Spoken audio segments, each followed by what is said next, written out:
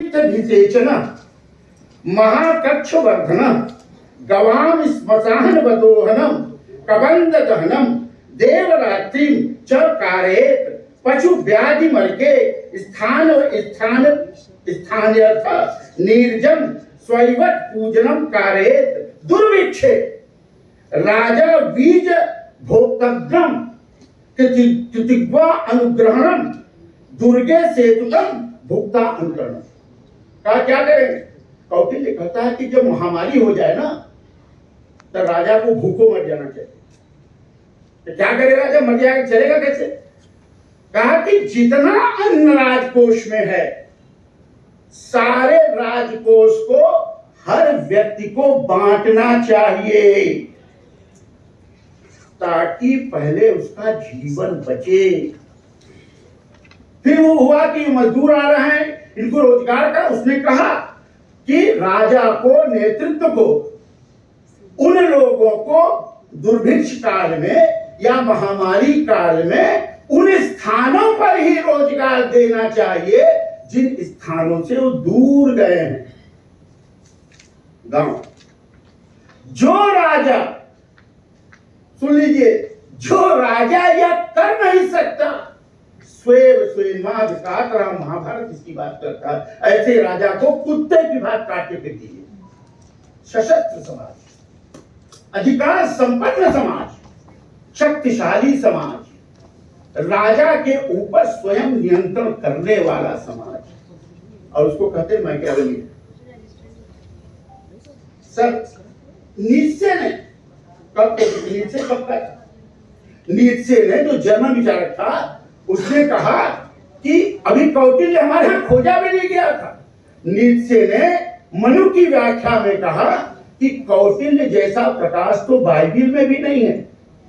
ये मैंने कहा सारे 1920 के बाद जब पश्चिम के लोगों ने यह कहा कि हम तो भारत को ज्ञान प्रदान,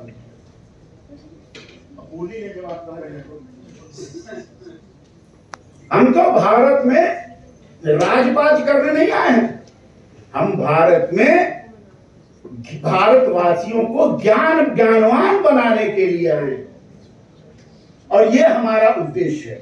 और उस समय बंगाल जो है सबसे अग्रणी था जवाब देने में। हम जवाब भी ना दें। कोई हमको कहे कि तुम चोर हो तो हम उसका जवाब नहीं देंगे। कोई हमको कहे कि तुम चोर हो तो हम उसका जवाब नहीं देंगे।